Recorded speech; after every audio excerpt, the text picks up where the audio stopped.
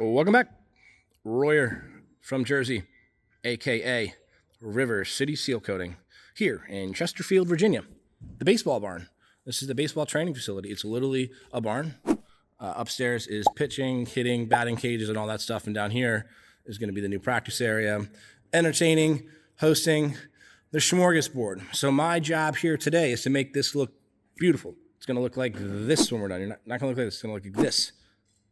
All right, good. How we're going to do that today? We're going to come through. We're going to grind this floor down right here with an HTC 800 surface grinder. I'll show you that in a second.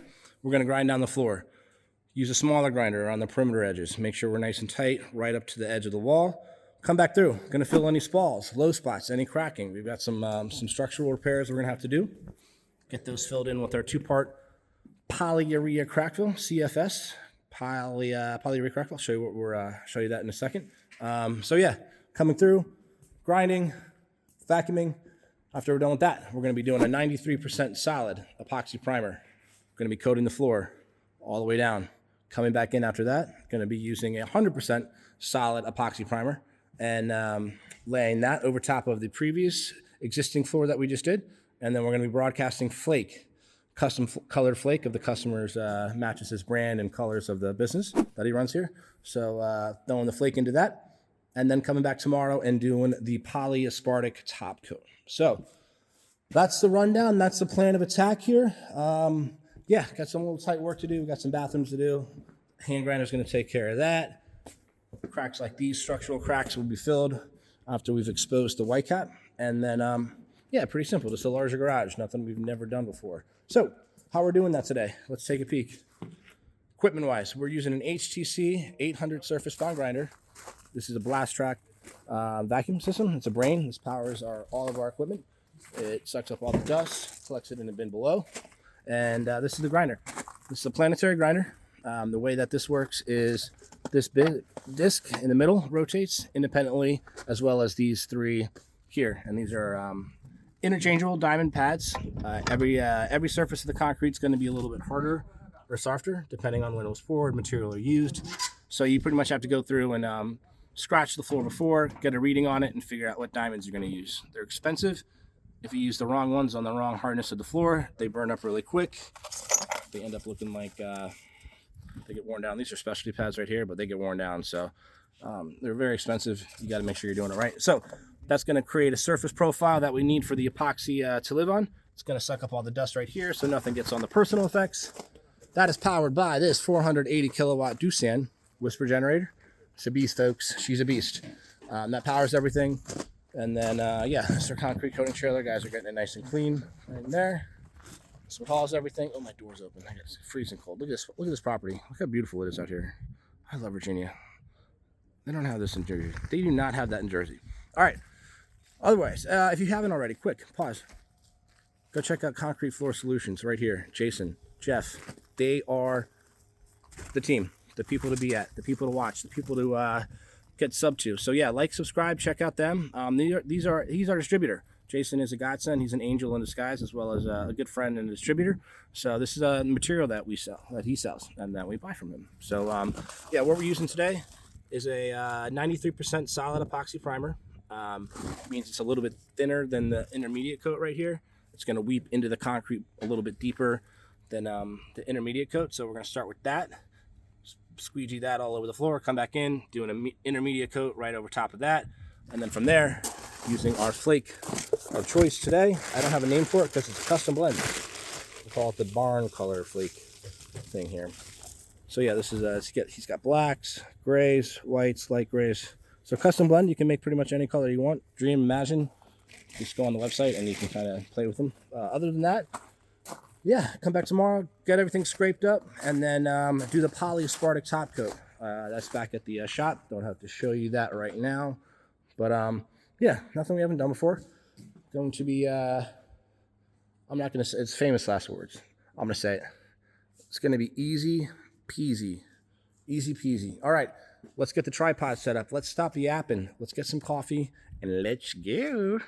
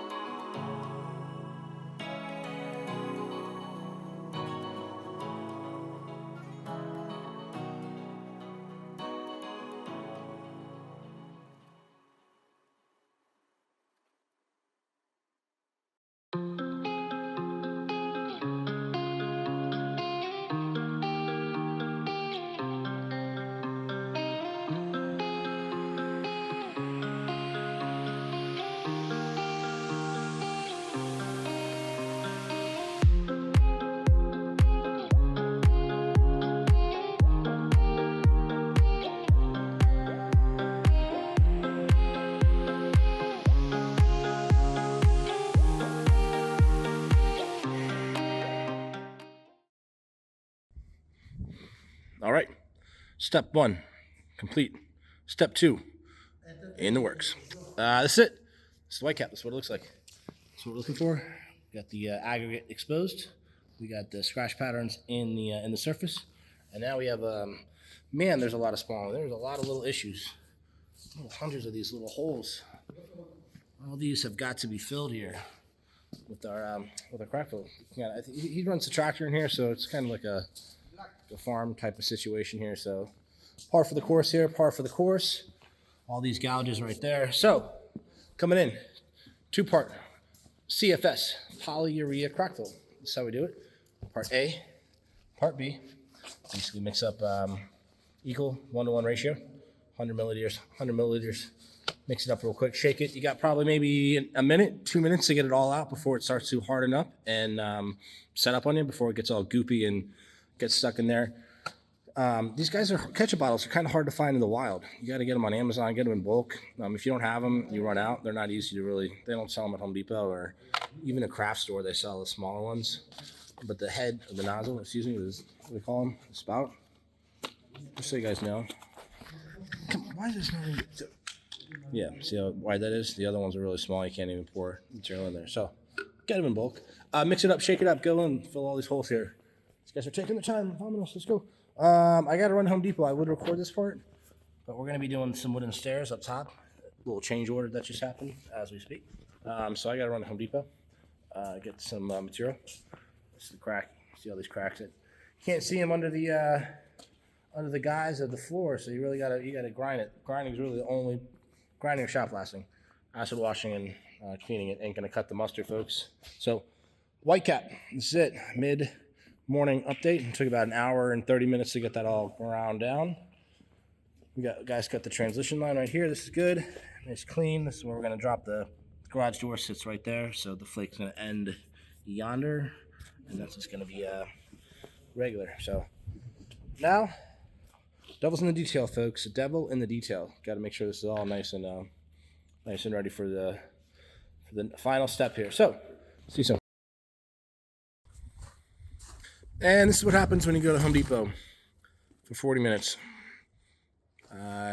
They went crazy with it. I told them to, get everything, and did he get every imperfection here. I'm counting 2,337 imperfections. We got oh boy, I'm gonna have to grind this one more time. The hand grinder. Usually we come back in and hit the spots with the hand grinder, but this is just the whole entire floor. This guy he is getting some TLC. Oh my God, look at the spider. There's a spider right here. Come on, my friend. Oh, I stepped in it. That's not good. All right, yeah, this is what it looks like. This is what the 2-part polyurea crackfill looks like. You start to dry. It dries hard as a rock. Can't really hard. Still wet. So it's gonna start to set up here. But yeah, he went super duper crazy. I don't know if I would have gone to this level if I was still here, but no, it's good. It's not a problem. Just more work for me. All right, yeah, let's go.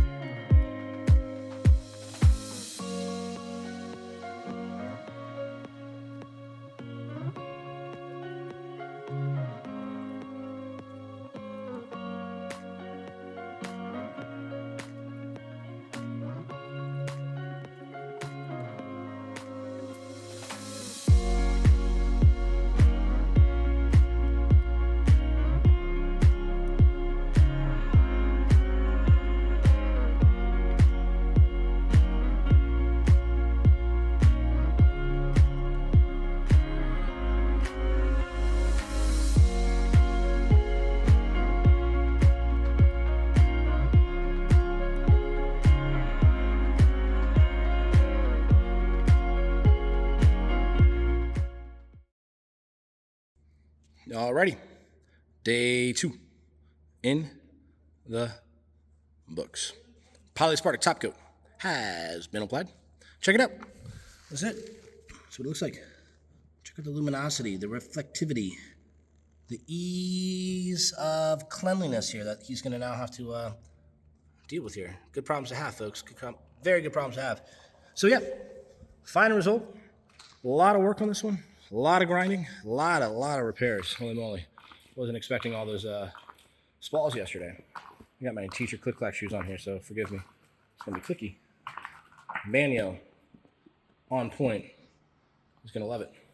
Potty in style. Got the front entrance there underneath the sink. All in the details, folks. You got to get everything. You got to get all the corners. Every little nook and cranny. No issues. Boom. So, yeah, this is it. Final results here. Kind of see these blue stickers everywhere. I'll take these off here. Measurements, 35 square foot bathroom. This is going to be, what was it, 96? 66 square feet on this little square. So the way the material works is they sell them in kits. And so each kit, you're supposed to get a certain amount of square footage, 540 so basically from here to that post. And so what I like to do is I'll pre-mark my square footage so I know that I'm getting the right coverage without stress of material. So from that wall to there, length and width, 513 square feet. So 500, 500-ish, and 400 and change. So kind of helps you guide the material along if you know you're going to be running short, running heavy with it. We kind of had a snafu yesterday. Luckily, I caught it with my superb hearing. We mixed up in, the way we did this in 3 sections. We did start with the 1, 2, 3. Started with the primer coat over here. Mixed up another batch, primer coat over here. We were about to mix up the 3rd batch, and then I heard the whining of the drill, indicating that this is thicker, viscous material. And so we started to mix up the intermediate coat. He grabbed the wrong bucket. And so now we're on a time frame there. So we have 45 minutes-ish to get the material down and get the flake in there. So luckily we caught it before we started putting it on the floor over there. If that had happened, I would have been completely out of material. It would have been a disaster. Expensive. Profit margins would have been out the door. And yeah, so luckily we caught it and we had to just readjust to kind of see in the video. I jumped from this section to that section, back to this section. And that's because we made a little mistake yesterday. Mistakes happen, folks. I'm not perfect. I'm not perfect as much as I like to be. So yeah, we got it done. We threw down the intermediate, got it coated out, threw the flake in there, jumped back over to that section, got the primer mixed up, and everything worked out. So long story short, measured twice, cut once, and actually stage your material better so there's no confusion. So that's it.